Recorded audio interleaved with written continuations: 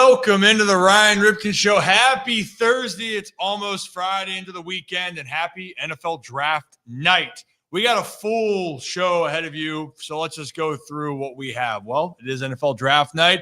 We're going to reminisce for a second to start off about, well, some picks in the past, what could happen tonight, and really the unpredictability that is the NFL Draft. And then in about 15 minutes, we're going to have Baltimore Orioles legend and current poster boy on Zach Bollinger's post-game show.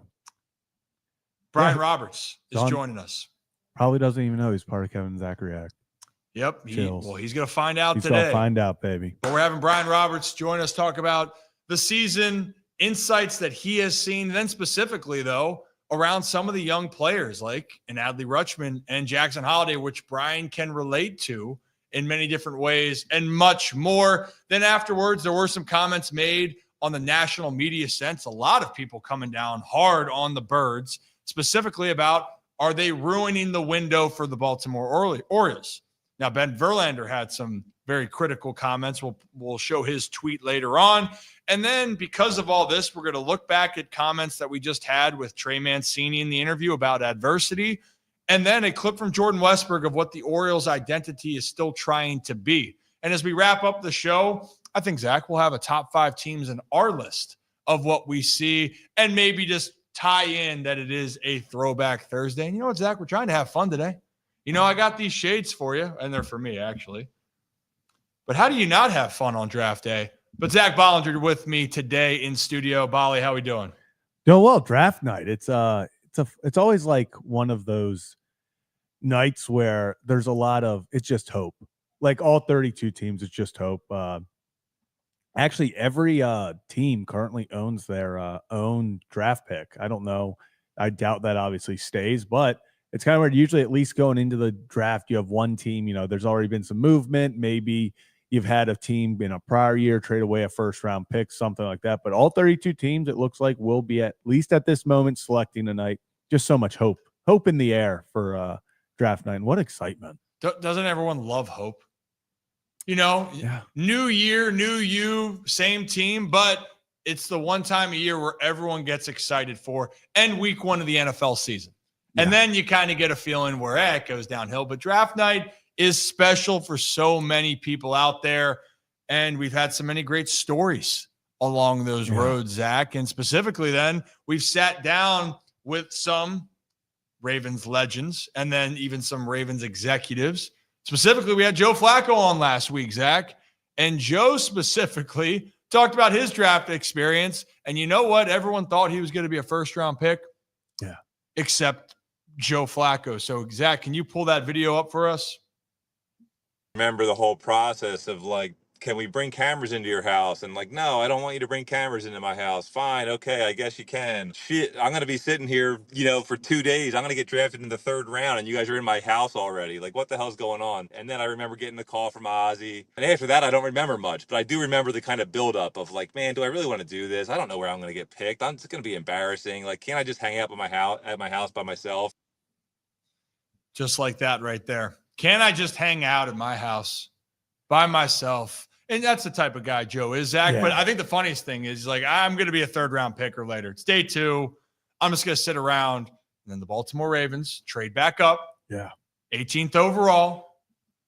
And the rest was history. Rest is history. Super Bowl would come a few years later. But it is just so funny, obviously hearing Joe talk about it and then looking back at those pictures, it feels like decades ago, but also just a few weeks ago at the same time. So just the draft, we've seen so many stories. We've had EDC talk about Ed Reed, just some incredible moments in the draft that, even we'll talk about the Lamar Jackson, they're going to get a Super Bowl out of me.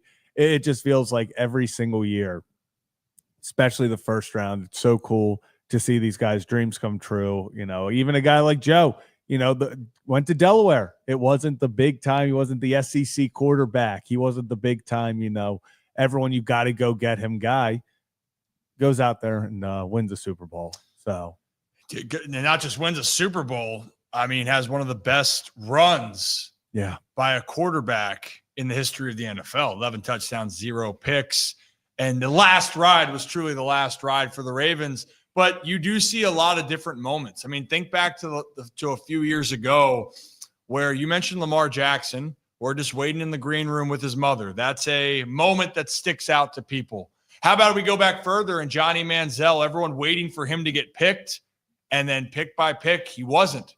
And then the Browns draft him and with the 22nd overall pick, and that was a whole fiasco. I think the biggest name everyone's looking at tonight from an entertainment standpoint, Zach, it's got to be around Shedeur Sanders. Oh, could he be coming to the North? Where could he be going? Yeah. Right? And where does Jalen Milroe go? The fastest man in college or the NFL. Certainly faster than Lamar Jackson. As he, you know what? I appreciate the confidence, the bold strategy, though, Cotton. We'll see how it plays out here. As our friend, what's his name in dodgeball? Is it Dick Pepperfield? No, that's semi-pro. Shoot, no, it's Pepper. No, it's not Pepper. It's Jason Bateman plays the character. Yeah. Oh my gosh. It's gonna bother me real quickly. I gotta look this up. Dodgeball movie cast. I swear it's Patches. No, that's the coach. Jason I thought you were looking for the No. Pepper Brooks. Pepper needs new shorts. And that's also when they said, he's not going to be able to see very well when he blindfolds himself. That's a bold strategy, Cotton. That's a bold strategy, Cotton. We'll see if it pays off here. But I think that's the excitement part of the draft. And we know the Baltimore Ravens, they're going to be picking later on. We'll see what happens. But always something does happen, Zach. And one of the words that Eric DaCosta said that resonates with me, and it was one of the videos we put out. He said, I said, how do you kind of evaluate, if someone falls to you? Was it always this player? As I asked him last year about Kyle Hamilton, whatever it was, 4 years ago. And I said, he fell to you. Was it like the movie Draft Day where it was always Vontae Mack? Was it always Kyle Hamilton if he fell? And he goes, that's the beauty of the draft. He goes, you have to pick a player. Someone's always there. Mm-hmm. He's always supposed to be where he's supposed to be. So for us, Kyle Hamilton was that pick that dropped to us. He was the best available on our board, and you live with that. Ed Reed was the 24th best player on their board, and they thought they were getting the 17th best with Napoleon Harris. Napoleon gets taken. It's quiet. So you just go with whatever pick's there, and it turned out that Ed Reed went on to be one of the greatest safeties, if not the greatest safety of all time. Do you think we see any craziness like we saw last year, like Michael Penix getting taken by the Falcons? I don't know if I'm just reading reading the tea leaves too much or letting the smoke screens get to me, but I think Jackson Dart goes tonight. I think, and I've seen things that he could even go 9 to the Saints. See, this is the crazy thing here. Do you really think? And Derek Carr. Well, let's not forget, Will Levis also was supposedly going to go number 2. And then he went in the second round. So you never know actually what's happening. The big thing right now is Shedeur to the Steelers. The new betting line is, does he go? His new betting line is 21.5. So Steelers are 21. So pretty much does he get selected by Pittsburgh or not? And this is a good time then. So we're talking about making some picks on the draft. Why don't we take a quick trip up to our friends at Hollywood Casino in Charlestown? Races in West Virginia. Boom. And also your bet didn't hit last night with Trout, did it? No. Well, last time was Gunner. Gunner also let me know. Sorry. Yeah. Yeah. We'll get into the birds. Don't you worry. But for football, for tonight, number 1 overall pick, minus 50,000, which means 50,000. What's you have to put down $50,000 to win $1. Yeah. Right in that case, Cam Ward. Or to win 100. I guess it's 50,000 to win 100. Whatever it is. Cam Ward's the favorite to be the 1st overall pick. Travis Hunter is favored to be the 2nd. Abdul Carter the 3rd. And then once you get to the 4th, things start to change a little bit. Once you get to the 6th, it really starts to get murky. And then we go further and further down here. It'll be interesting. But to bring up your point about who will be a first-round pick, Shedeur Sanders minus 600. Jackson Dart has a higher percentage or has a better odds at minus 400, slightly below. So it's interesting. We're going to find that out. Jalen Milroe plus 220. I think the quarterback decisions are where we're going to see where everything goes. I can't wait to see how it all plays out, Zach. It's going to be fun. I'm going to be honest. I'm not going to expect fireworks from the Ravens. I'm going to expect them to do their thing like they always do. Eric DaCosta's got Phantom of the Opera on. and he's ready to rock and roll. That's the thing is if you're hoping for some excitement out of the Ravens of like, oh, are they going to go trade up to get their guy? The Ravens don't trade up. They're going to sit there. They're going to let the board fall to them like they do every year, and they're going to do their thing. It's as simple as that.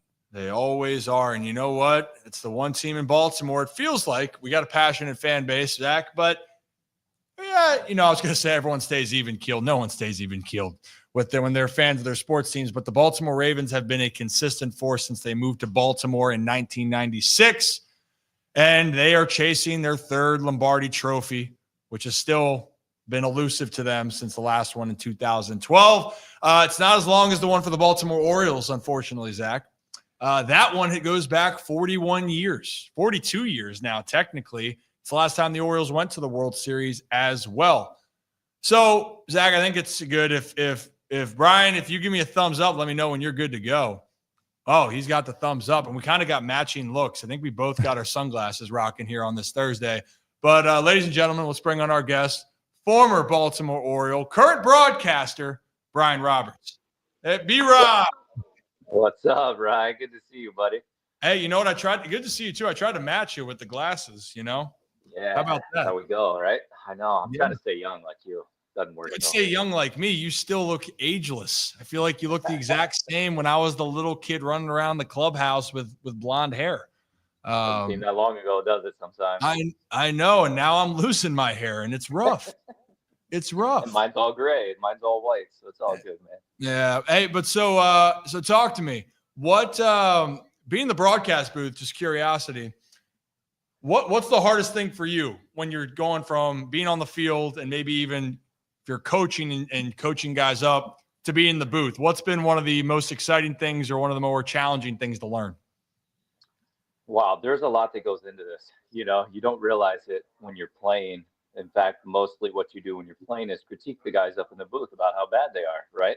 And then you get up here and you're like, oh, wow, this is a whole lot harder than I thought. And so you try to remember some of the things that you got mad about as a player at times. And you try to be fair, there's no doubt. But at the same time, you have to be honest.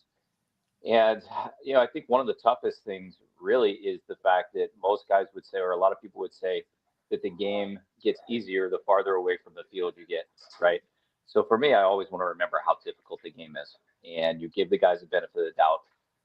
And you realize when things are tough out there, you've been there, you've done that. It's hard, right? And everyone goes through their struggles. So trying to just remember what it was like to be a player as much as anything. Yeah, it's always it's easy when you step away from it. And that's what I always try to tell people. Sometimes when you see a fastball go right down the middle, man, why aren't you swinging at that? I'm like, well, you might feel like the ball is 150 that day, or the guy's not seeing it well. They're thinking of a different pitch coming in. So many different variations. So B-Rob, I think you're a perfect guy to talk to about this, because talk about variations, you being a switch hitter. There's less of those nowadays. There is still one currently on the Baltimore Orioles with Adley Rutschman.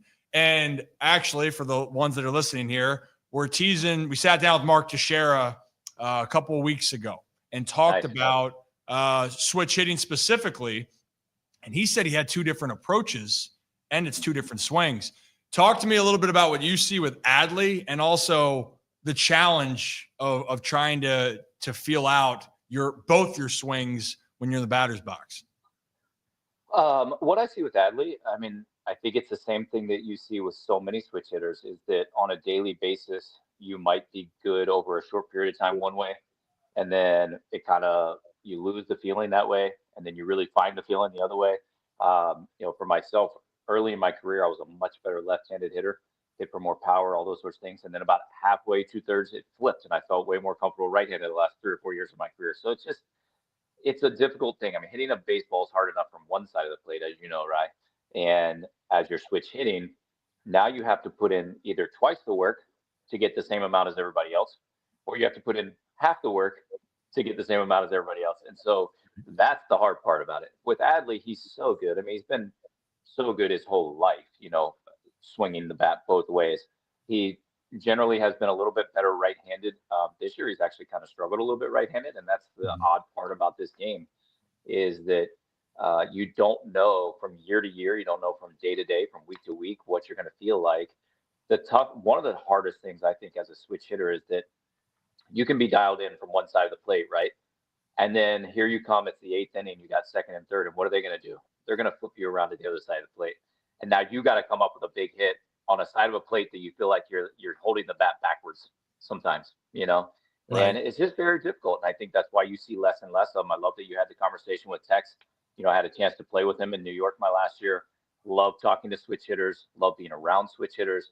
Carlos Beltran was on that team also, one of the greatest switch hitters of all time. Both of those guys, two of the greatest switch hitters of all time. And you do tend to have somewhat of a different approach from each side because righties tend to pitch differently than lefties in a lot of ways. So, for me as a left-handed hitter, I felt like I was able to pull more. And as a right-handed hitter, I really needed to try to stay up the middle the other way better. That was something that was tougher for me. And so I think with Tex and those guys, I think the same thing. I thought I saw Tex much more of a pull hitter from the left side. And I felt like his swing was much more up the middle the other way, right-handed.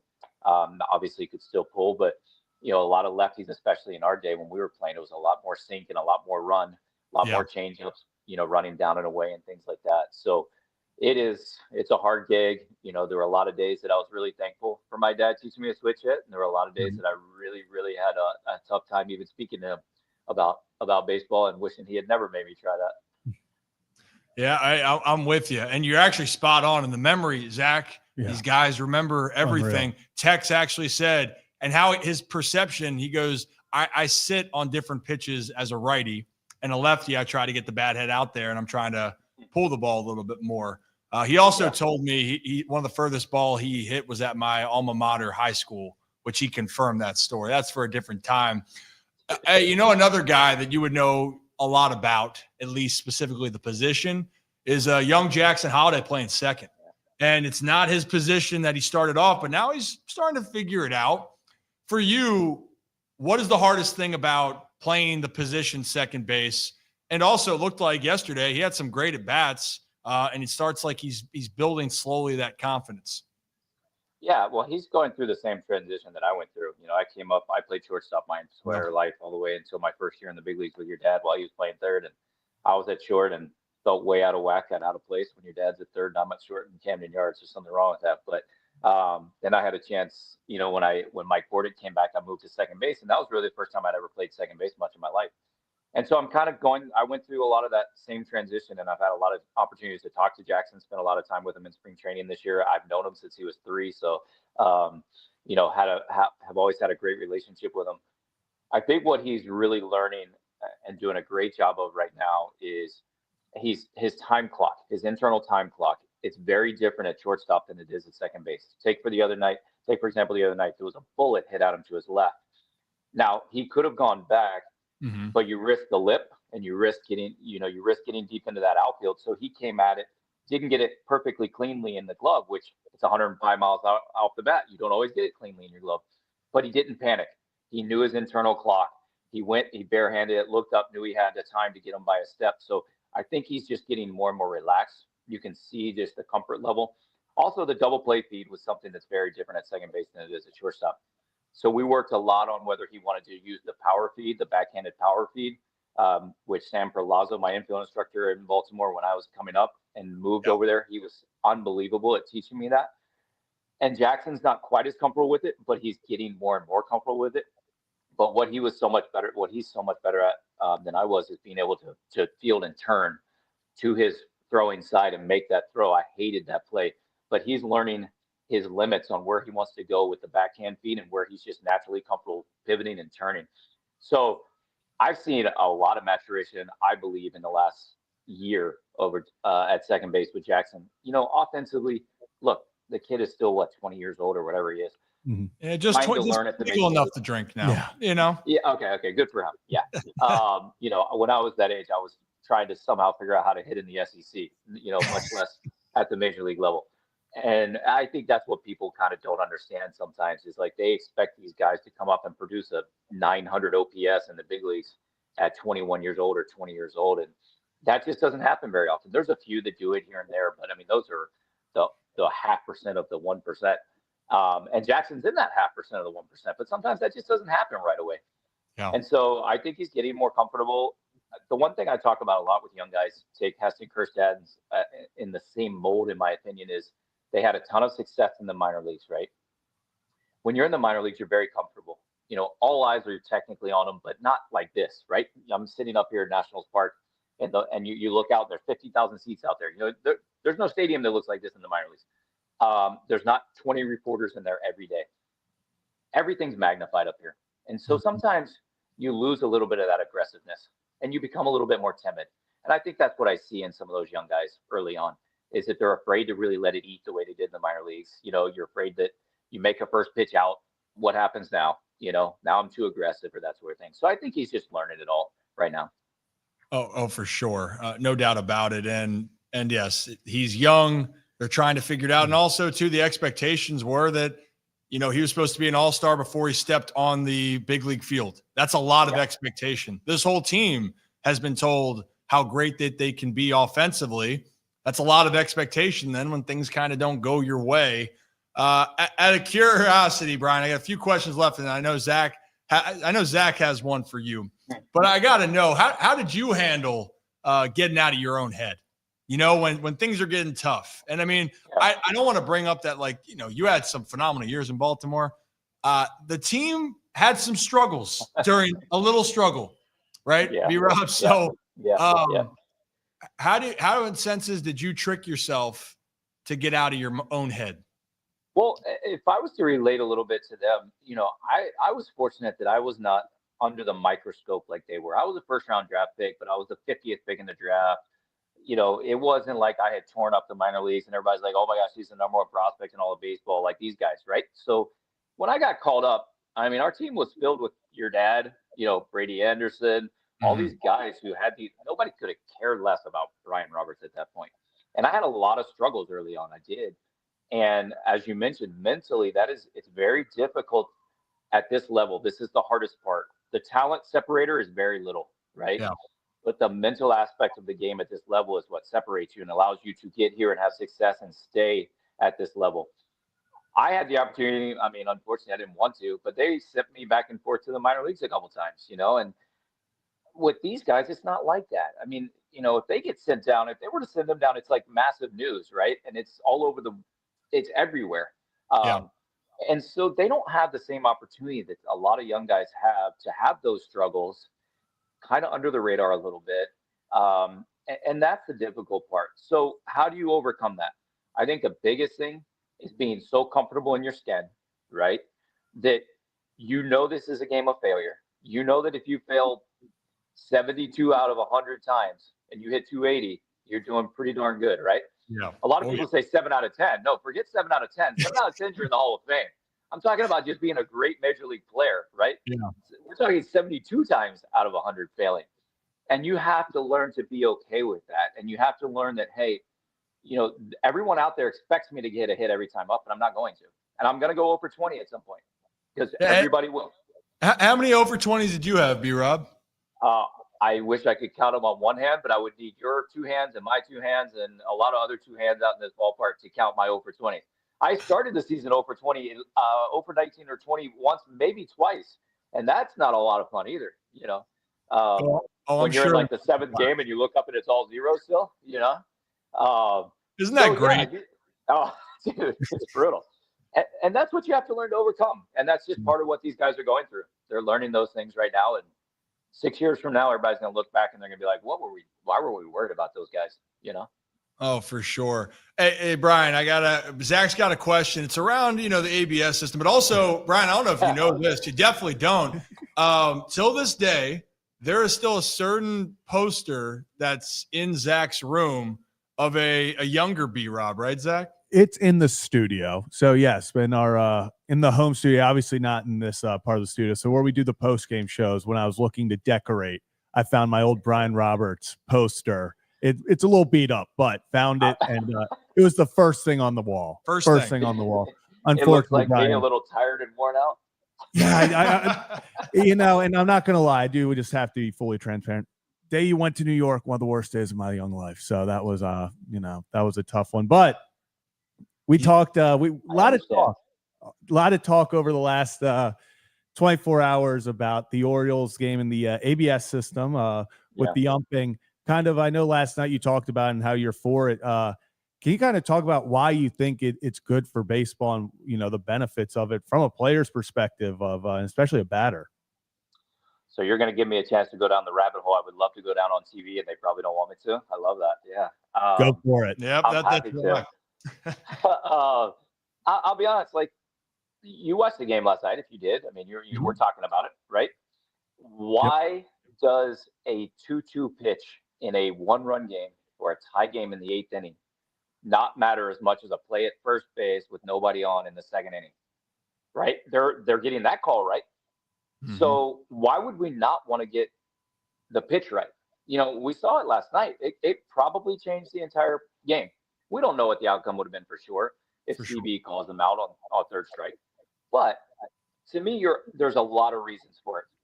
For one, this is their livelihood, right? And so now you've got a pitcher on the mound, and you're leaving it in the hands of an umpire who's back there attempting to call a 95-mile-an-hour pitch on a plate this wide, right? And how often are they going to get it right? Last night, I believe it said CB was 91%. Okay, so let's take that as balls that are close or not swung at. That means he could have missed 8 to 10. And I think that's important. I just do. You know, as a hitter, if that 8 to 10, if that one that night is a third strike on me, that's a chance I don't have to get a hit that I could have had a chance to get a hit or walk, or maybe it cost me a walk instead of a strikeout. And you're dealing with people's livelihood, in my opinion. You know, you're also, we saw it a couple weeks ago when Jordan Westberg had 2 balls called on him. In the same game, he got punched out twice on balls. Mm-hmm. So then what happens? Brandon Hyde comes out, gets thrown out of the game. He gets fined as a manager. All for what? Because the guy behind the plate is supposed to be perfect on a 96-mile-an-hour sinker? No, it's not possible. But we're giving every other umpire out there on every other play the chance to be perfect. They can make an out call and be wrong, and nobody cares because we get it right.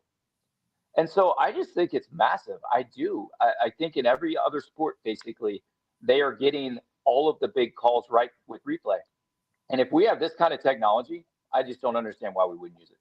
Yeah, and the other thing too, B-Rob, is in the minors, and since it's being tested, and a lot of these guys coming up, they were the test subjects. So they're being groomed to handle the strike zone. And you and I both know this. Back in the day, if you know that ump zone that day and you know he's probably going to ring you up because he's calling 6 inches off the plate, you're going to swing. Yeah. The guys being trained to come up to the bigs, if it's off the plate, well, you could challenge it or they have it already set. So it's confusing, and that kind of has to rewire guys at the big league level. So the young guys, that is a hard thing to deal with. And yeah, I mean, the Orioles last night, they were 1 for 12 with runners in scoring position. They had their shots, but to say in the 8th inning of a game against one of the best hitters on the Nats that could have changed the complexion of a tie game, yeah, you want to get those calls right. So I just thought it was a good point there. And I think we're both in agreement. If you're not 100% sure on a check swing call, you got to ask.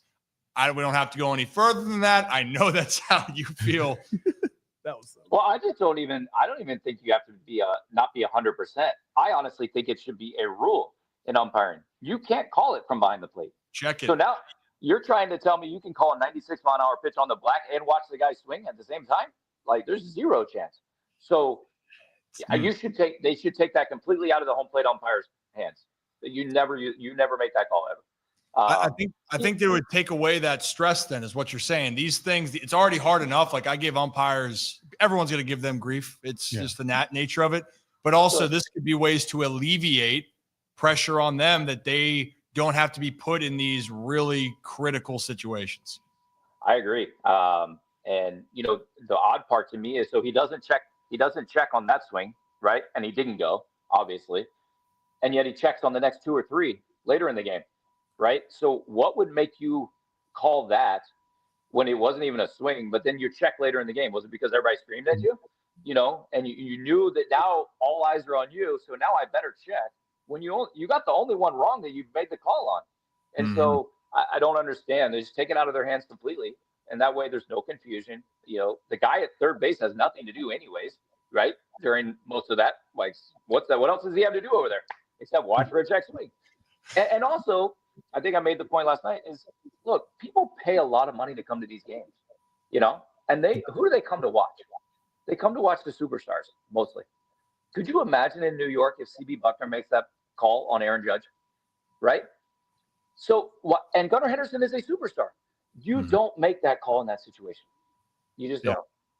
Yeah, like I said, I think we might have Brian Roberts on the committee now moving forward with the rule changes and guidelines here. I think that's what we're getting to, Brian. But I appreciate everything. And before you get on the way out, fun thing now, you still look like you're in good shape. What are you doing as one of your favorite exercises? Merit clubs, we're doing a lot with them here.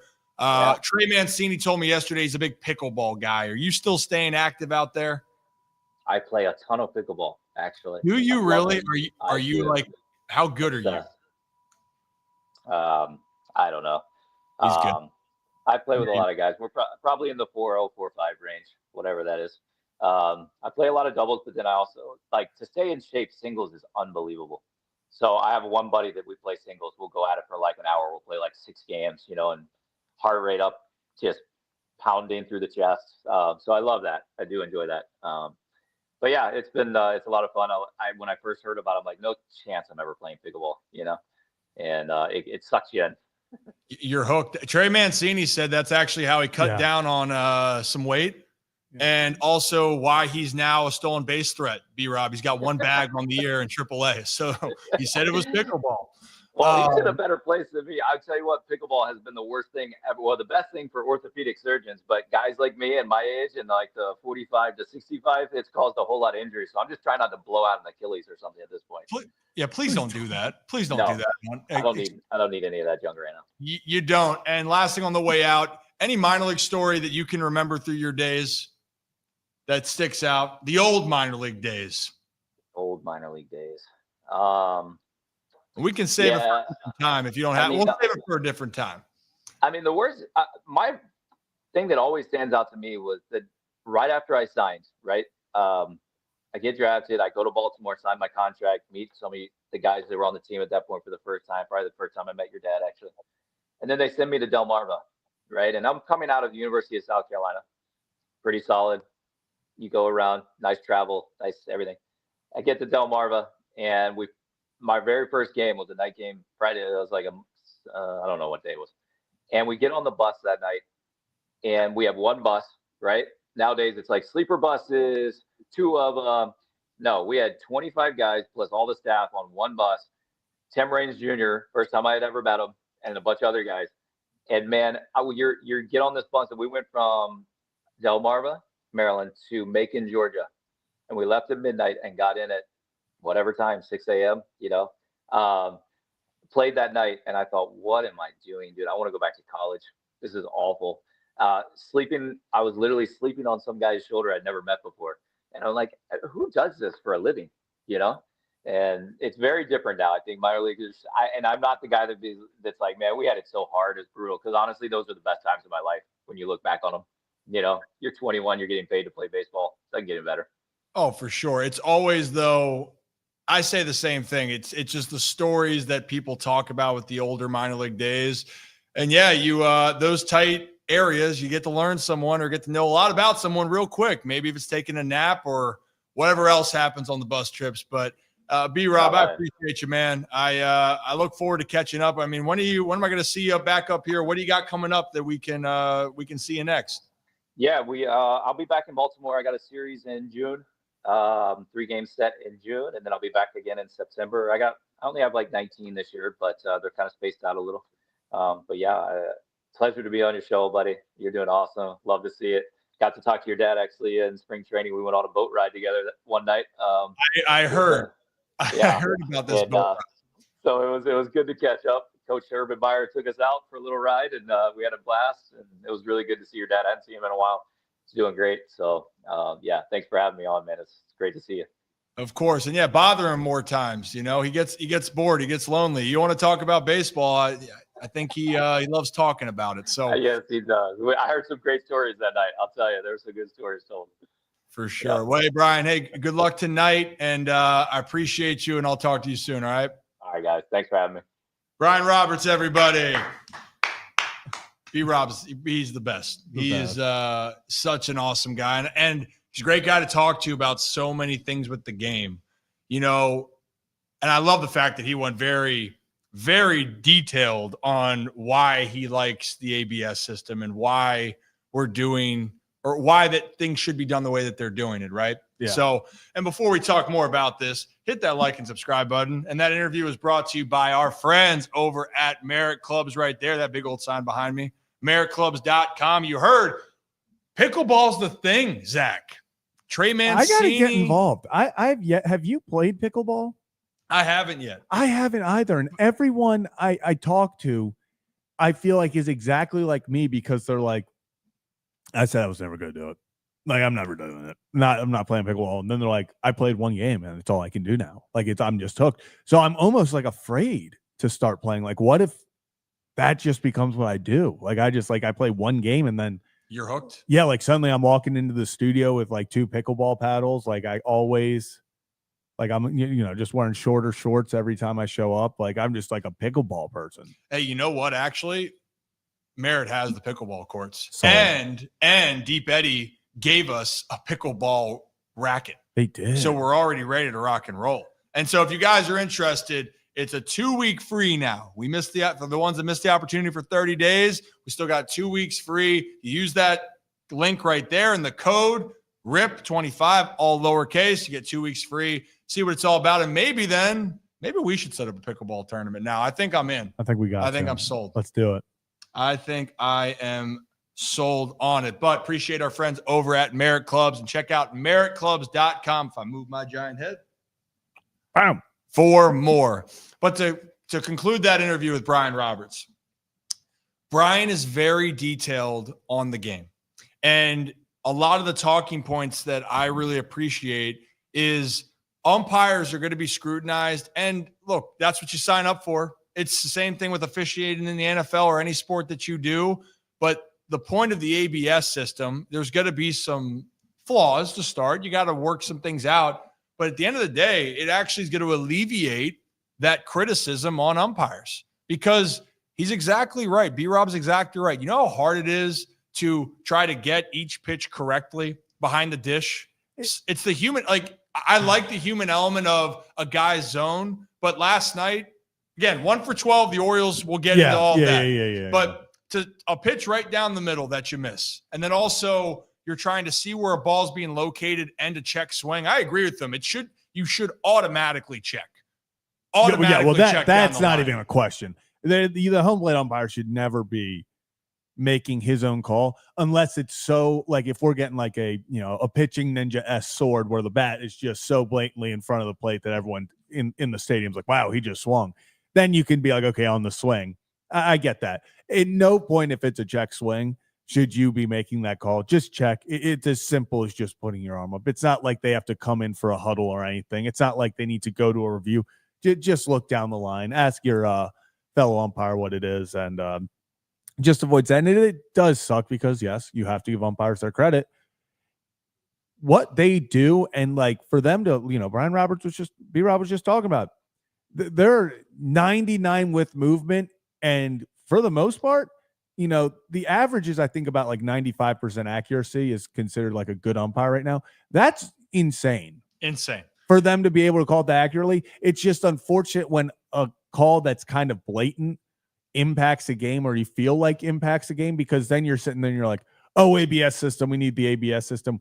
Where in reality, you and umpires have been doing it. Like, it is damn impressive how good they are, even though we get on them. For them to be calling at a 98%, I mean, we saw a perfect game in the World Series 2-3 years ago where he got 100% calls right. That's unbelievable. And also, too, by the way, I want to throw this out, and I said it earlier in the interview. When players are actually they are learning what the strike zone is by the ABS system metrics, right? And that's being tested in the minors. So guys coming up, they're being taught, okay, if it's off the plate, it's off the plate. Back then, Zach, when I played, and that's saying like back in my day, the systems and the technology were coming in 2021. That's not what I'm saying. But we're seeing now that you're allowed to make challenges in the minor leagues. There was the robo umps situation with the system. before COVID in 2019 specifically, that was the last Mm-hmm. year of like, for me, everything with where it was truly the human element. It was what that guy's zone was. And I knew that. I was going, okay, if he's calling a pitch 6 inches off the plate and I ask, hey, John, is that as far as the plate goes? I go, I feel like that's off. He goes, oh, that's there, or it's got a little bit more. Well, then I have an indication that you're going to ring me up, right? But for these guys where you're going, well, it's a ball. I know it's a ball, and these are the best in the world. It just goes to show you, though, they are still going to miss calls, even when they're supposed to be right. Again, it's supposed to just help the umpires make more of the right calls. And, at the end of the day, though, too, the Orioles yesterday, Zach, they drive in a couple more runs with runners in scoring position. Yeah. Then we're not even having this conversation. We actually still would, but the Orioles win, and it's a different tune of how things are. But when it rains, it pours, Zach. Birds have now lost 3 in a row. Mm-hmm. They had the fight last night. And again, if you're new to the channel, hit that like and subscribe button. Ryan Ripken Show. We do this live every Tuesday, Wednesday, Thursday. Talk a lot about the Orioles. Talk a lot about then when it's football season with the Ravens, and then all baseball in between. We mentioned Mark Teixeira. We have an interview dropping with him. We'll share some of those clips later on in the show. But let's get into yesterday, okay? But mainly, there was a boiling moment nationally now. And Ben Verlander tweeted out, and if we could pull that tweet up, Zach, do you mind? Yep. So Ben Verlander tweeted tweeted this out. This is the original tweet from Ben. The Baltimore Orioles front office has ruined this window that should have been open for a decade. The writing was all on the wall. They were the cream of the crop in the AL East. They let it all go because they didn't want to spend any money. Now, that's a very aggressive to say windows closed. And he also said, I also want to add the window doesn't have to be closed. Obviously, the young guys are still there, but not extending guys and not signing anyone is not the answer and has caused the window to begin to close instead of burst wide open. So to clarify all of that. So to wrap up the game yesterday, the Orioles lose a game where Trevor Williams is throwing 87-mile-an-hour cutters, and it said a four-seam fastball. The thing was not a four-seam fastball. The Orioles had chances. And to their credit, they manufactured 3 runs with 2 sac flies and a 2-out RBI. But the glaring thing was they had 12 opportunities with runners in scoring position, and Adley's one hit is the only hit that they had of those opportunities. And you drop a game 4-3 where you get to the bullpen, and Tomoyuki Sagano, Zach, battled after the first inning. And the birds still fall. I don't know if we have that necessary comment if the Baltimore wins last night, but it's definitely starting to blow up now that the Orioles are losers of 3 straight. Yeah. They face Mackenzie Gore, and then they got to go play the Detroit Tigers, who have been playing some of the best ball in baseball at this current moment in time. I agree. It is one of those things where their play is the reason that all these comments are becoming more relevant. I think, even with this same squad, if the Orioles were even sitting hell at like 12-12 right now, or I guess 12-11, we wouldn't be seeing these comments about how the window is closing, all of that. I think people would be more concerned about, hey, they need to add to this team. They're, hovering at 500, stuff like that.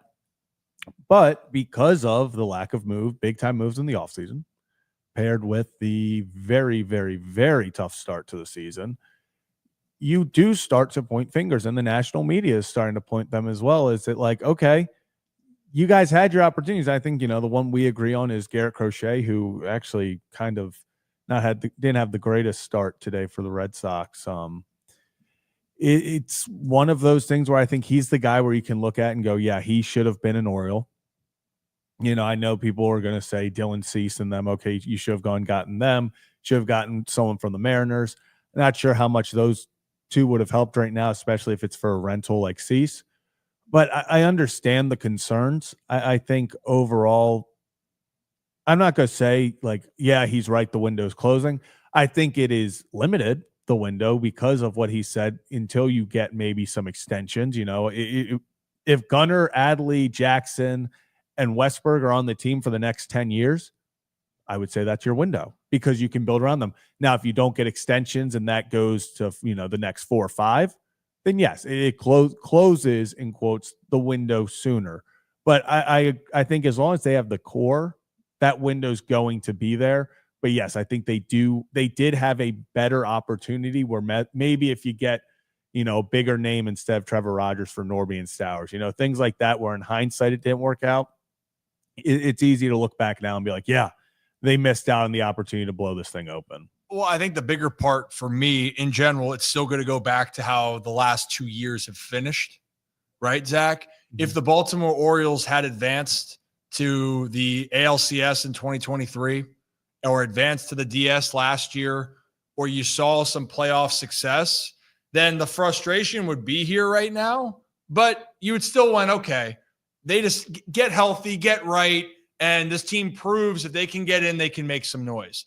I think the part that's starting to come to fruition here, Zach, is the worry of, are the O's going to get to that point? Mm-hmm. And look, it's documented. They haven't been going deep in games as a starting rotation. One of the starting rotation ERA, one of the worst in baseball, if not the worst, right? They are constantly behind the 8 ball. The team has not swung the bats well over the last couple of weeks. They don't swing the bats well against lefties right now. Swinging it pretty well against righties. For the most part, they've been swinging it well versus righties. But you can feel there's a little bit of pressing. The offense seems tense. Yeah. And, you're looking at the numbers here. Cedric Mullins, at this current moment, is leading in every single category. That's not an exaggeration. Cedric Mullins is leading in every statistical category for the Baltimore Orioles. Average 297, home runs 6, 19 RBIs, OBP 441, and 22 hits. He's a veteran. He's been through it. Mm-hmm. And that was the key. What did Brian Roberts just talk about, Zach, of these young guys, and they're trying to figure it out. All eyes are on them. The Orioles' young nucleus arguably has the most pressure on them in Major League Baseball. And the reality is the majority of them have not proven it enough yet at the big league level. And so the team's struggling, and they're supposed to be these heroes. And that's not a fair thing, but that is the reality. It is a magnifying glass. This is supposed to be the core of the team. This is supposed to be the strength. Mm-hmm. And granted, Colton Cowser's missing. That's a big loss. Yeah. But Adley Rutschman's still there. Jordan Westberg's there. They're frustrated. Let's go through this list. Adley Rutschman, Gunnar Henderson, Jordan Westberg, Cedric Mullins. Those are all former All-Stars, right? It's 5 players. Cedric Mullins is the only one that's actually having a consistent average. No one else is hitting above 239 at this moment. Adley Rutschman's hitting 214. Jordan Westberg's hitting 190. All right, what about your top prospect that's trying to figure it out in Jackson Holiday? He's hitting 234 on the season, had some great at-bats the other day. Still trying to learn to be a big league player. Heston Kjerstad starting to pick it up at 245. The actually only other guy that's hitting higher than 245 in this lineup, you want to take a guess who that is? Batting higher than 245, O'Hearn? But Brian O'Hearn. Cedric Mullins and Ryan O'Hearn, the two most veteran presence of bats on the team that are almost everyday starters. Mm-hmm. So it's context here. It's context of how it all goes. And maybe then with adversity, who knows more than with Brian Roberts or former players? Who does is Trey Mancini. Yeah. So, Zach, let's play that clip of Trey Mancini on trying to break through when you're struggling early in a season. So 9-13. So there's been 22 games. So there's still 140 left. In context, that's not many games. Obviously, you want to get out to a better start than that. But with that being said, there's always time to turn it around. From personal experience, I've been on some teams that have started well and not started well, and it's a long season. But sometimes you just something happens. There's a certain game or certain event that happens that can just change the whole vibe of the team, and then you start rolling. So I've been on a lot of teams where that's happened before, both in the minors and majors. So yeah, it's important to stay the course and kind of give yourself that little kick in the ass, I guess, that I would say to kind of spring you forward and change your mindset, because it is hard to break out of ruts in this game. But if you take a step back, look at the big picture, and just try to win that day and not look too far into the future of where you want to be, that's how you started it. It doesn't happen, by looking like, oh, in a month from now, this is where we want to be. You got to do it every day and do little things. You got to do little things. You got to do it every day, and you got to focus on big picture, just trying to take it one day at a time. Yeah. I will say the one thing that, he talks about how hard it is to get out of a rut. And he says, sometimes all it takes is one thing. My concern with the Orioles is I felt like 24-2. If that wasn't the one thing, I felt like getting one hit the next day probably should have been that one thing. Showed a little fight last night, so maybe it's this all collectively will be this one thing. But it feels like, he talked about getting, punch in the mouth, stuff like that. Like, there's something that happens that you're kind of like, whoa, okay, we got to turn this around. That's what I'm looking for the Orioles now is we've seen the adversity, and, we've talked about before, 2023 was all sunshine and rainbows. It was all sunshine and rainbows, and it was just everything went well, everything went right until Felix honestly went down. This team has been punched in the mouth to start this season. I think it's time to, you hope that this is a moment where they can take this and be like, okay, this is the start of it.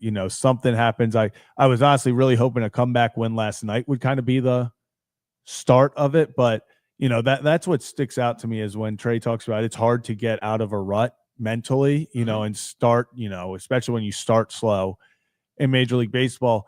But, him talking about that one thing that can happen, I think that's where I'm looking for the Orioles to be like, okay, you're going to get punched. Things are going to happen through 162 games. Maybe not always a 24-2, but we see every year, usually at least one game, you're going to give up like 15. That just happens.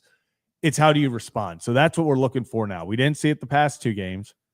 We saw a little bit more last night, but you need to get, I would love for them to put up a big game against Mackenzie Gore tonight and kind of be like, okay, we can't hit the good lefties. Go out there. Let's do it. Yeah. I mean, the good thing is, like we said, get to mid-May and you really can say, all right, this team is in trouble. This team is whatever you want to say. And people could say right now, well, Ryan, this team's in trouble right now. Well, yeah, they're not playing well. And I said this before. I don't think this is a bad team. I think it's a bad brand of baseball. And this is the part when I think it carries over when you're a young team and you're frustrated at the dish. You're not doing the little things well on your other facets of the game. I know they're saying they're not covering second base. That, it happens. It shouldn't happen, but it does happen. And usually it does when your mind's kind of elsewhere, and there's a lot of frustration because you're going through so much struggle and all eyes are on this team for that. Starting pitching, obviously, they go deeper into a game. Why did the Orioles have a chance to fight back last night? Because Tomoyuki Sagano, after giving up 3 in the first 5 hitters, he settled in and gave the Orioles a chance with 7 innings, including 6 straight scoreless innings, and the Birds were able to chip away. So the starting pitching can set the tone, and then for this offense, it just takes that one game to get going. People need to see the one game can lead to another. But for right now, Baltimore, it's been hard for them to string together those games. Hence why so far, unless they lose tonight to the Nats, they haven't been swept, but they've only won 1 series because it's hard to put that together. And maybe then, Zach, because we can add to the next part of this conversation. Yeah, well, real fast. Yeah. I have a question for you. So a situation last night where we talk about, they're fighting. They want to, kind of not overthink it. You don't want to get in your own way. I feel like the mental game right now, maybe they're overthinking it. The situation I want to get your opinion on. Top of the 3rd inning, Holiday singles to lead off the inning. You then had Urias walk, and it brings up Cedric Mullins. You're down 3-0, first and second. Lays down two bunt attempts. I understand the first one. I think totally good. Try to steal a base. I think, that's perfect. Let's get bases loaded up for Gunnar and then Adley. Love that strategy. I'm not against that at all. then it very blatantly was selling out for the bunt, puts it down again, fouls it off again. Didn't love the second one. They strikes out on the next pitch. I don't know if I agree. I'm not sure if that was a coach's thing. I don't know if that was Seti, in the moment being like, hey, I'm bunting here. I just don't know if I want to take the bat out of my best hitter this season in that situation where, the way Seti's hitting, he hangs a fastball, whatever it is, it very easily could have been 3-3. Yeah. So I just don't know what your opinion is on, that strategy. Maybe I would have loved to see Seti get 3 hacks at it. I would have to go and do a little bit more recon on if the call was on. But one thing that Cedric has more than anybody else is he has a threat to bunt for hits, and he has the threat to make things happen with his legs. So if he was saying on his own, well, I can make something happen here and cause some chaos, hey, I'm okay with that. But we'll go back to this thing, this point. Said he's swinging the bat hot. Yeah. Personally, for me, if you do one attempt like you, I'm cool. You want to do one attempt? If it's not called, one attempt, next time, hey, be hacking, because I think, one, it's hard for them to double you up. And two, you're seeing it so well. And then later in the game, great at bat against the lefty right there. He's just very locked in. But said he does have that element. To be honest, I'd love to see that more from other guys of, if you're not feeling it that day, how can you find a way to simplify the game? And I think Cedric does that better than anyone. So I'll do more recon on that specifically. But you want to talk about being gritty. You want to talk about being a team that can find a way by any means necessary. Well, we talked to Jordan Westberg now about a week or so ago. We talked about them trying to find identity, Zach. So let's play that clip again for you guys. I want to be kind of like blue collar, gritty, along the similar lines as a Guardians club. When I think of our roster, you don't think of us like you think of a Dodgers lineup or a Yankees lineup, maybe. Not saying that we don't have that talent. We do. But I think it's going to come through a channel of having to be a little bit more gritty than the other guys, the guys across, in the other dugout. It's going to take a little bit more blue collar, tough mindset. Like, I don't care who you are, we're going to find a way. That kind of vibe, I think, is kind of the ball that we're striving to play. There's been a lot of talk about like playing with an edge, playing a little bit pissed off, just being tough guys, I think is how I want, or how I hope our identity, settles at the end of the day, somewhere in that range. So they want to be gritty. Yeah. They want to find that way. But human emotion can then hurt your ability to go out and do that task at hand. And we're talking about being tough. Being tough isn't about, hey, if you're ailing, that could be one thing. Or, hey, I don't care, no excuses. We got to get shit done. That type of toughness. I thought last night, even in the loss, Zach, the last 5 innings, you felt a little bit of that. Like, you felt that, all right, they're trying to string together at bats. They're scratching. But did they execute well enough in this game to win? No. Did they have their opportunities? Yes. But did they have a little bit more of get on for the next guy on third base, we need to get him in? Sure. But they're going to need more of that. And Jordan is right. I saw someone in the past, Zach, talk about, well, you're going to compare to the Dodgers. Saying talent-wise, 1 through 9, this order, and Ohtani is Ohtani. Mookie Betts, Freddie Freeman, those are 3 Hall of Famers. Like, yeah, Dodgers are the Dodgers right there. But he's talking about talent. Do the Orioles on talent potential? It's there. Is it underperforming? Yes. And I wanted to make this point. David, I don't think that any of us are making excuses on anything here. And I think you said up here, I missed the wrong comment. Stop sugarcoating this. We've talked so much about pitching already. Yeah. We have. Like, that's what do the Orioles have to do right now? Well, you need your starters to pitch better. That's a fact. But if they're going to have to struggle, what has to step up for you to have success, to be able to waver the storm. You got to have a strong bullpen. Your bat's got to be awake, and then you got to play sound defense. The Orioles haven't done those 3 things consistently, and that's why they've lost the recent games. It's not sugarcoating it. That's just a fact. if they do those three things well, they can be able to mask some of the pitching woes. They could. But if they don't, they have to be more sound, and they haven't been more sound. Luckily, it is April 24th, Zach. Yeah. Doesn't feel like it all the time, but it is just April 24th. I mean, I know I saw Phillies fans, and people are worried because they lost another series out to the Mets. A lot of teams and their fan bases have that panic. And I get it, right? And for the Orioles, though, when you're looking at it, you are sitting in the cellar of the American League East, a division that you have dominated over the last 2 years. So a lot of work yet to be done, but there is some things that you can see that they can continue to work on. And obviously, big one today, Kate Povich versus Mackenzie Gore. Yeah, and we're seeing a little bit of a different lineup look for the Orioles. Actually, we just got the announcement. So obviously the lefty on the mound for the Nationals, Mackenzie Gore, but we still got Seti leading off, Rutschman batting second, catching. So we have no Gary Sanchez today. Henderson batting third, playing short. Mountie at first. Then we go Westberg back in the 5-hole playing third. Kerstead still in versus a lefty. I love it. Love it. Laureano playing right field. You have O'Hearn DHing, and then you round it out with Mateo. So unfortunately, no Holiday after the two big knocks yesterday, which is we talked about yesterday on the post-game show. Would have loved to see him in there, especially after he gets those two knocks to keep the confidence going, try to roll it over, because even if he simply gets one hit, if he goes 1 for 4 against the lefty, that's a massive win. You know, so I would have loved to see him in there. Oh, for sure. Now, is Gore a stud?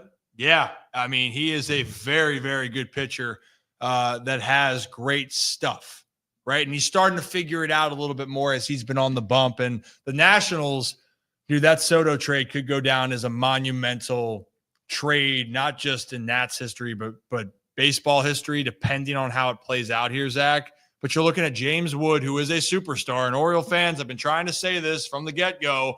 The dude is that dude. He is going to be, whether he wants to or not, one of the faces of baseball moving forward. And he's still trying to learn. I mean, heck, I went back and watched that home run that he hit off Sagano, and Sagano loves to run that two-seamer into lefties, which he's had a lot of success on. Not a lot of great swings. James Wood had an unbelievable swing on that location, and he doesn't pull a lot of homers. Well, he pulled the hell out of that one. James Wood is one guy right there. Mackenzie Gore looks like he can be a top rotation type of guy. He's got that wipeout type of stuff. And then you have other guys like Robert Hassel trying to come up through the system. CJ Abrams looks like a staple there for them. There's a lot of good pieces. And then, by the way, they draft Dylan Cruz.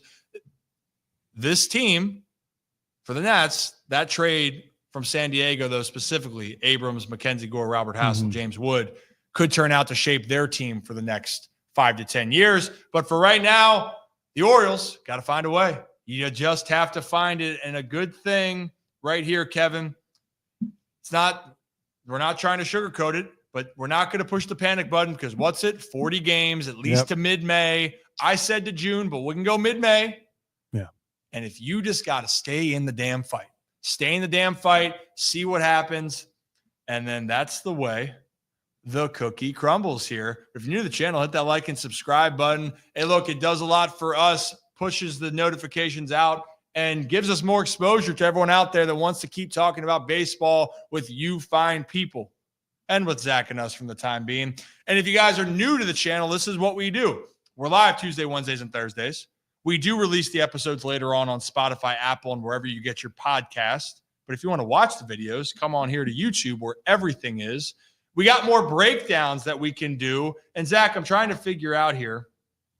I'm glad people love the Charlie Morton one. What would be a good one for me to do next? I mean, I was almost thinking about doing Tommy Sugar today. I almost thought about with the Orioles, their lack of support for runs, I guess, in the game. Sorry, runners in scoring position. That would have been the part to talk about. Maybe it's lefties. Maybe Orioles against lefties could be an interesting breakdown. I feel like there's a lot of good options out there. Anyone in the chat, let me know what you guys what you guys think. And we can do that. I mean, defense, Brooks, we can talk about that too. Talk about the plays recently. I mean, heck, there was 3 plays in the last 2 days that I could talk about. And Brian Roberts talking about the feeds. I wanted to go back and watch that. You know what? While we're talking about this, I might pull that up real quick, Zach. On that double play ball in the 8th. Remember that play? Yeah, that followed right after the missed call. It was the right after the missed call. Yep. And if they got the 2 and the flyout would have ended the inning. Yeah. Or the strikeout would have ended the inning, hypothetically. Yeah.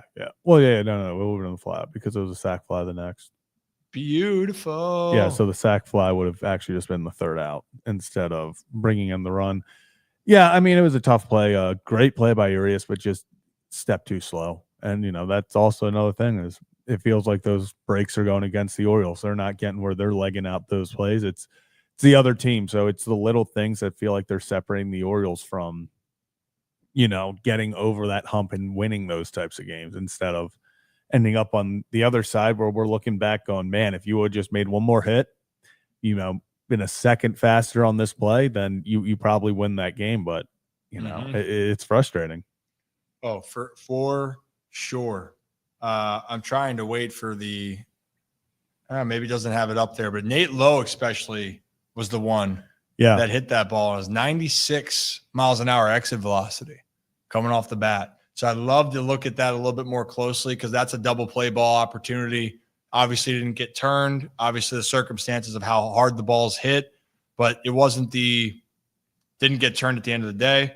My internet for some reason is not working, Zach. I hope that it's working still for you. Yeah, it's I think working. It's still working over here. That's good.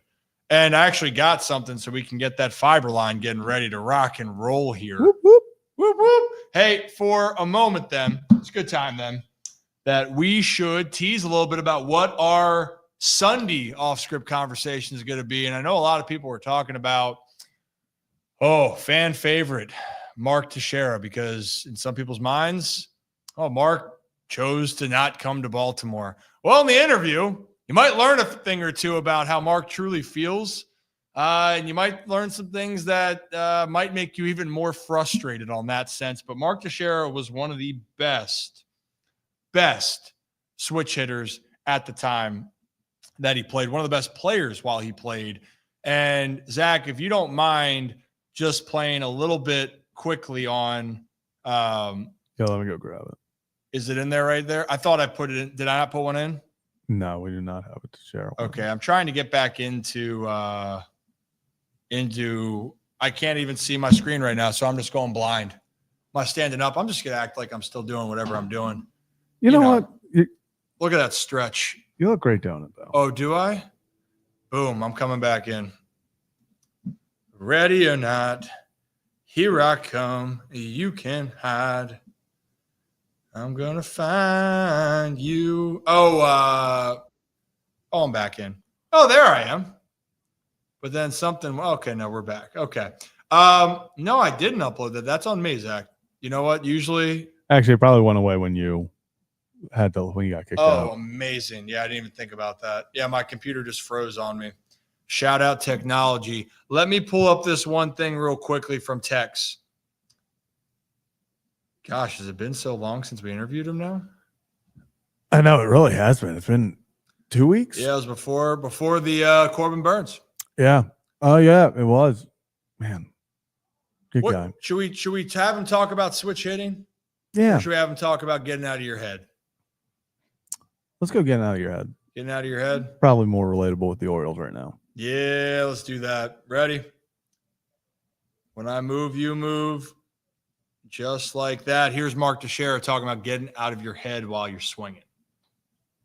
What I was good at, being prepared, not over swinging before games. I've seen guys take batting practice so much that by the time they get to the game, they can't lift their bat and they get into a slump. They're like, I need to keep hitting because I'm in a slump. And I'm like, hey, dude, you need to stop hitting. You need to rest. Save your bullets for the game because you're getting blown up on inside heaters because you're so tired. And that's just understanding who you are and understanding the game. Yeah, I think when you have the struggles as a player, people always think that you got to put in more work, but more work doesn't necessarily mean you got to go to the cages and try to figure it out. Now, some guys want to do that. There are some guys that are like, we say that there's gym rats. You know, there's the baseball rats, the guys that just want to be in the cage and go. But you got to find what works for you. You know, I sometimes, you know, obviously I didn't get to anywhere close to the level that you had, but I remember having this conversation with my dad where he said, you know, sometimes you might just have to take no swings. Sometimes you got to let your brain reset. And why don't you try to think of things in a different way instead of trying to go out there and swing yourself to get to a certain point? Because I think that's the part where there's I don't care what anyone says, and even in this day and age to the previous generations of ball, there really is no true one way to have success. The one thing is you got to figure out what works for you as a hitter. So, good timing by both of us. Beautiful. So the conversation with Tex, actually, Zach, was, you know, I keep saying we've had so many great interviews. The baseball insight from him was great. Him talking about switch hitting was an amazing conversation. But overall, the point being is guys got to figure out their routines. Your routines change from time to time. We all have people that we know that want to be in there every single day, and you need to have the success for them to feel like they can take it to the field. I mean, hell, Zach, I was that type of guy when I was growing up in high school that if I felt that I didn't have my swing perfect in the cage, I couldn't go out to the field, or I didn't have the confidence to go out and play. And then the longer you play and you realize you could have the best BP in the world, feel so good in the cage, and then feel like absolute horseshit in the game because the pitcher dictates it. And also maybe you didn't set yourself up right. And when I got into pro ball and Tim Raines Jr., Brian Roberts brought him up. Tim Raines Jr. changed my entire perspective on what I needed to do. I had the worst mechanics I probably had in my career that year when I had him as my hitting coach in Aberdeen. And Tim said, if you have a plan, your mind is going to be able to help you overcome your mechanical issues. And what he meant by that was, you're here, you have talent enough to hit the ball. You have the hand-eye coordination. But if your mind is not in a good place, you can be screwed. And I remembered I had one time where I took 2 fastballs right down the dish because Raines told me to sit on a slider this at bat. And I was so mad at him. And then all of a sudden, guy hangs a slider on a 0-2 pitch, hit a ball off the right center field wall. And he said, hey, next time, what are you looking for? I go, I'm going to look for a fastball now because I just hit his slider. He goes, okay, good. Wait on that. And then I ended up hitting a home run my next at bat. And I went back and he said, hey, did you think at all about your mechanics? I go, no. He goes, that's right. Your mind is more powerful than anything else. So that's what Mark is alluding to as well, Zach. You got to figure out how to get out of your own head. You got to figure out how to put yourself in the best position each and every night, but there's no one way to do it. That's the point. And in life, is there anything there's one way to do things? No. You know, you and I, obviously some people think we're brothers because we look so alike. Has anyone said that? Now we'll they roll have. with it. Now All they right, have. we'll roll with it. But do we have a lot of different things that we do? Yeah. Yeah. You know? Kevin, we know there's no relation with Kevin and Rocco. No. They might be more close related to each other than Gotta be anything something. else. Got to be something there. Because, you know, height, disgruntled at times, you know. All But the important traits. all the important traits there. Oh, goodness gracious. On new to the channel, hit that like and subscribe button. Ryan Ripken Show. What am I missing, Zach, for the rest of the day at the moment? Got anything else? Oh, yeah. 2 things. Number 1, we got to do our top 5 teams on both sides. And we want to do a little bit of throwback, I think. Oh, dude, I am tight. The burpees might have. Yeah, I'm sure those looked atrocious yesterday, especially after the. I have to put that back on, especially after all that food. That was phenomenal. That was. It's become a highlight for us every Wednesday, and every Wednesday then as well. We'd love for you guys to vote on our fitness quest. So yesterday it was burpees. Your boy lost. And I had to then do 25 burpees after having 3-course meal with Iron Rooster over there. Got 4 locations, Canton, College Park, where else? Hunt Valley, and Annapolis, where it all started, in Naptown. Oh, goodness. Anybody in the chat have anything that you want to specifically talk about as we list off our top 5 teams? Hey, Joe, you should feel slightly guilty, but I thought I did a pretty good job. I thought I did pretty well. I think you did well. I wouldn't have done as well. I would have been done for, but you did well. Next time I think we should go. I want to go to Merritt, and I'm going to have a contest of how many threes that we can hit. I can drain some threes. And then we're going to have the crowd vote on it ahead of time. And the ones who vote correctly, I'm going to give them a chance to win something. Ooh, that'll be fun. We'll give them Kevin. You just get Kevin. You got to deal with him. I got to deal with him. You guys have to deal with him. Well, Kevin, right now, he's locked on and locked in with the Ravens in the NFL draft tonight, which starts right around 7:30 p.m. tonight, I believe. Something like that. Yeah. Goodness gracious. We'll answer a few questions since I see this. Comment on Rich Hill. The Rich Hill comment. Honestly, I haven't. Is there something I'm missing there? With no, Rich Hill? I just looked it up. He's saying he's still playing the pitch this year. I mean, no, we're done. No, we've hit an age limit on the. Could you imagine? Rich Hill joins the Birds, baby? 45 years old. He'd make Charlie Morton. You know what? The Orioles. Everyone's calling Charlie Morton old, so to stop that, instead of just getting younger, they're just gonna get Rich Hill so that Charlie Morton looks younger. It's like at least we only have the 41-year-old on the mound today instead of the 45-year-old. Maybe get Bartolo Colon out of. We talk about vibes. Vibes right there. Get him back on the bump. One thing, Zach, I actually did mention yesterday, and I want to do the top 5 teams and get out of here. But one thing that's going to continue to be talked about with pitching is going to be the pitching development side with the Birds. That was one thing that it's a list. You can go and look at it. Brandon Young was the first Orioles drafted player in the Mike Elias time. Not drafted, signed.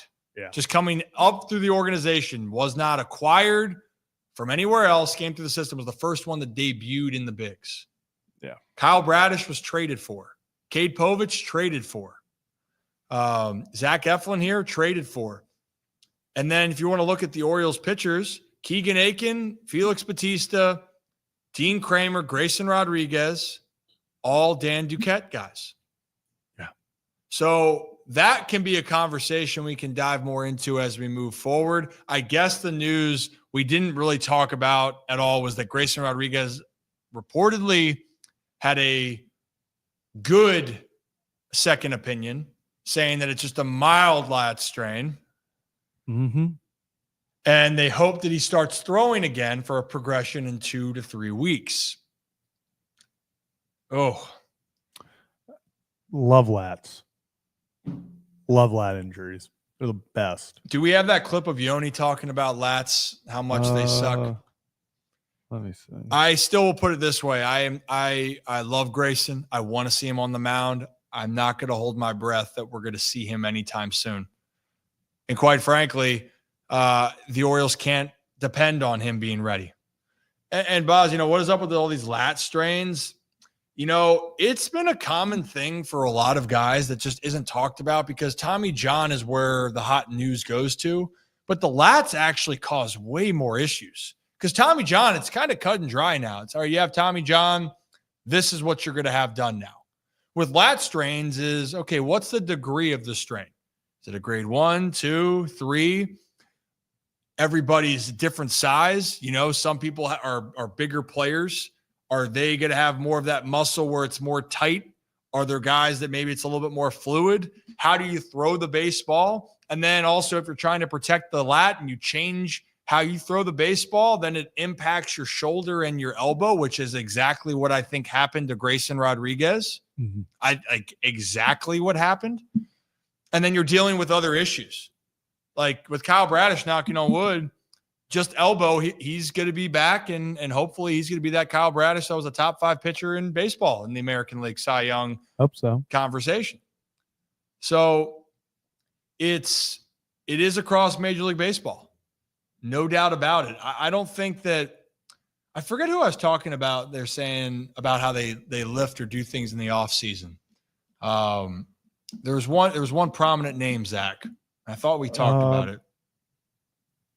You know, and part of people saying exercising body parts makes them stronger. Yes, it does, but pitchers, it's a way different situation because pitching is not a normal movement. Mm-hmm. And that's why people were talking about having your scap, the exercises, the shoulder exercises, and also why a lot of guys took so much time off in the off season is because you can't put that much stress and strain on your arm and expect then it's going to hold up for a long period of time. You know, heck, we still haven't released. We have another Oriole legend that came here to talk. That Oriole legend for swinging a bat didn't pick up a bat till he got to spring training. Yeah. That's crazy to think when you're talking about this day and age. But Jim Palmer even explained as well. He stopped. When he came home, all right, I'm going to do other activities. My arm needs to rest. I have to rest it. And Jim had some shoulder issues, but also Jim was one of those guys that for how many times in his career he threw 200-plus innings, he was durable. So there is a conversation that can be. And you know what, Brooks? Yeah, don't do it. Ask John Means about that. Remember that, Zach? I said, hey, John, maybe your child, you get him into pitching. Yeah, he said no. Absolutely not. Absolutely not. Just permanent pain for months at a time, and then you get blamed for everything. For everything. Yeah. Everything. All right, let's dive into the top 5 teams right now at this current moment in time. And if you're new to the channel, hit that like and subscribe button. As we look at this, I saw a list the other day from Mark DeRosa. And shout out Mark, friend of the show, friend of the program, for jumping on with us. And shout out MLB Network and MLB Central. Emmy nominated for Most Outstanding Sports Studio Show. So they're doing a few good things, to say the least. But around Major League Baseball top 5 teams right now, Zach. Yeah. The list for Mark DeRosa went all the way to, in this order. You ready for it? 1 to 5. 1 to 5. At number 5, Chicago Cubs. Yeah. 4, New York Yankees. 3, San Diego Padres. 2, New York Mets. And number 1, still the Los Angeles Dodgers. No. He said he had a tough time leaving the Giants out, but Cubs, Yankees, Padres, Mets, Dodgers, who do you disagree with? Or what would you change? I would put the so here's what I'm talking. Are we talking like who we think the best team is overall? Because if we're talking like, okay, talent-wise, who's the best team, then yeah, the Dodgers are number 1. But if we're talking about who's playing the best baseball right now, talent, it's the New York Mets. It's the Mets. The Mets 8-2 in their last 10. 18-7 on the year. They're the best team in baseball. Juan Soto, and Juan Soto's not even having that great of a year. It's actually funny. I love New York fans so much. I love this. They are 18-7, best team in the league, playing incredible ball, 8-2 in their last 10. And they're talking about booing Juan Soto the next time he comes up to bat. They're like, do we just boo him as collectively to show him that he needs to do better? Like, New York is impressive. Like, it is very impressive how quickly they're like, well, don't care. We will boo you even though we're the best team in baseball. So I'll go Mets 1. I'll put Dodgers at 2. Padres at 3, I agree. And then I'd probably agree. I'll put Yankees and then Cubs. I wanted to put the Cubs in there. Another team. There's no other team, honestly, in the AL that even comes close to me for Not Texas? top 5 now. I just can't. I don't know. I'll give Texas a pass because they just finished playing the Dodgers, but I think not top 5 for me. They're not in my top 5. Yeah, the Mets are rolling right now. Rolling. They beat the Phillies. I think they're 7-0 on the homestand, if I'm not mistaken. They're playing some damn good baseball. 18-7. That's a baseball's best record at the current moment in time. I would honestly, I'd probably throw in the Giants as far as how they're playing ball overall. I think 16-9 team. I think I'd probably take San Diego's pitching. San Diego's a little bit banged up right now, but I want to try to sneak in San Francisco. The Yankees, it's interesting, man. I mean, hey, they've won 7 of the last 10. They're playing some good ball. I am curious. They got a big series opening up here against the Jays, AL East opponent. They just played the Guardians there in Cleveland, and they did lose that series, though, for the Yankees. So playing a winning team, I'm not necessarily going to jump on that wagon here just yet for the Yanks, but this is a very interesting week for them and a very interesting week for the Orioles. Why? Well, the Yankees play the Blue Jays, Zach. The Orioles play the Tigers this weekend, and guess who meets at Camden Yards on Monday night? Who's that? The Yankees versus the Baltimore Orioles. Woo! So there's a lot here, a lot that we can discuss here, and I'm excited. One thing we'll close out with the New York Mets. Damn good food. The egg roll. Oh my God. That Incredible. Kyle made yesterday. Unbelievable. And they serve that. Apparently they change it to the team that comes in. So they made like a Philly cheesesteak one when the Phillies came in. Apparently it's sold out. Oh. I assume so. Yeah. Thing's pretty damn good.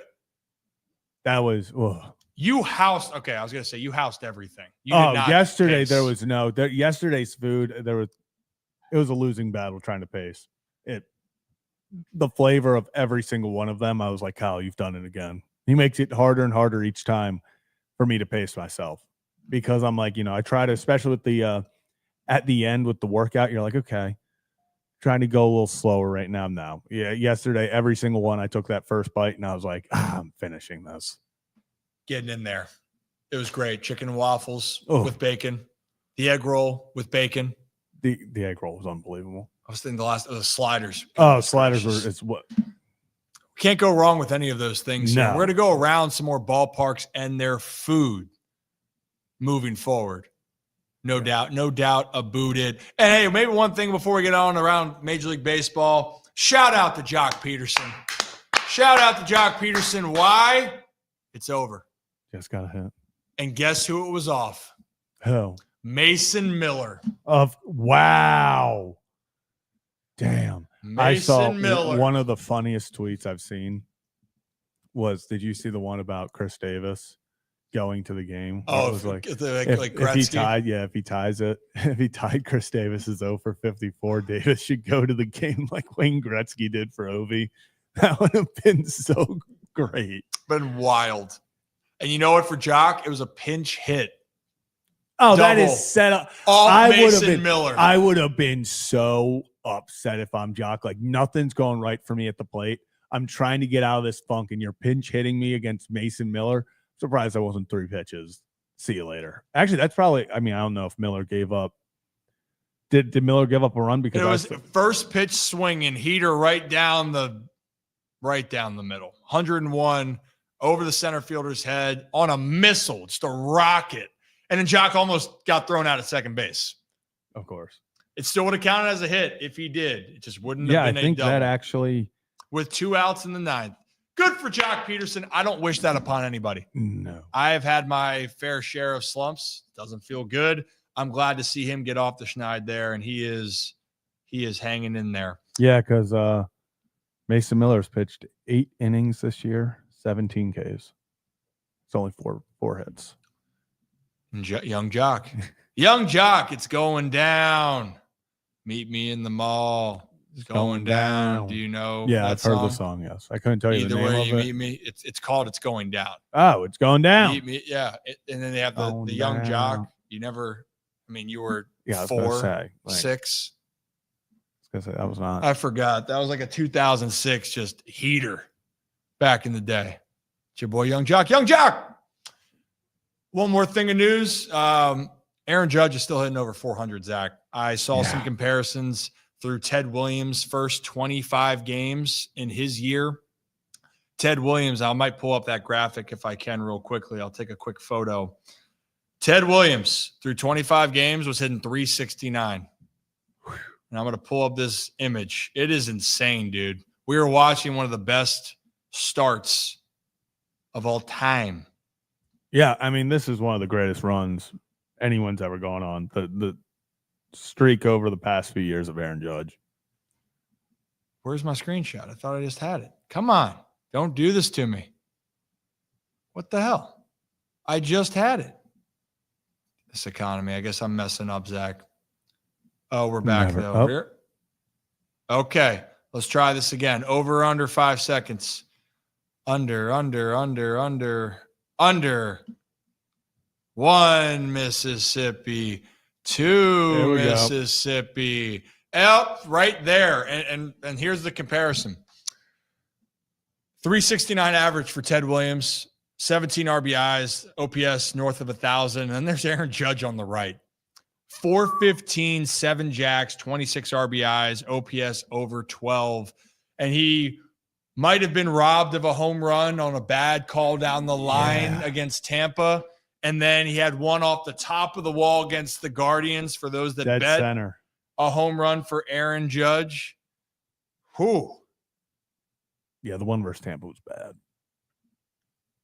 But right there, man, you think too early to say, but do you think that Aaron Judge is going to be hitting 400 into mid-May? Into mid-May, yeah.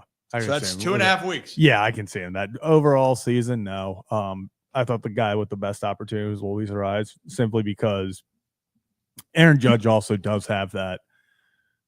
It's very limited, but he does have swing and miss, and he does go through slumps. Whereas Ariz, he's gonna hit Judge, meaning he's gonna hit homers. He's gonna go long ball. Whereas Ariz was like just singles. I feel like that was more sustainable to be like he's just gonna slap the ball the other way. He's just gonna. So I thought that was, but we'll see. I mean, Aaron Judge, he's been proving people wrong for a long time. So maybe. Yes, he has. And before then, I think that kind of wraps up all of our coverage here. Anything else? Just win tonight. And draft. Any surprise? Where does Shador go? Pittsburgh. Yeah. And Jackson Dart in the first round? Yeah, let's get frisky. Jackson Dart first round. Jackson Dart before Shador. Tyler Warren or Loveland? Loveland. You think he goes first? Loveland goes first? Oh, that's going to be close. I feel like I think Warren goes first. Loveland is very close behind, though. Where's Aston Genty go? Bears. Oh, that hurt. Well, right now for the 5th overall pick, Aston Genty has the highest odds, or the best odds to go. Jags, yeah. If he doesn't go to the Jags, he's going to the Bears. It's going to get frisky here. It is going to get frisky up in here. And if you think that Jackson Dart's going to be a first-round pick, or you think that Jalen Milroe is going to be a first-round pick, Zach, that's plus money, plus 220. Oh, yeah. If you think that Jalen Milroe is going to find himself into the first round, pretty good value right there. Shador Sanders minus 600, Jackson Dart minus 400. And yeah, it's really the ones that I've seen so far. But for the Ravens, it's going to be a while until they make a pick. And I know no Nick Moore. Sad. Nick's out there trying to shoot, 78. Yeah. Trying to break 100. He is. And do we want?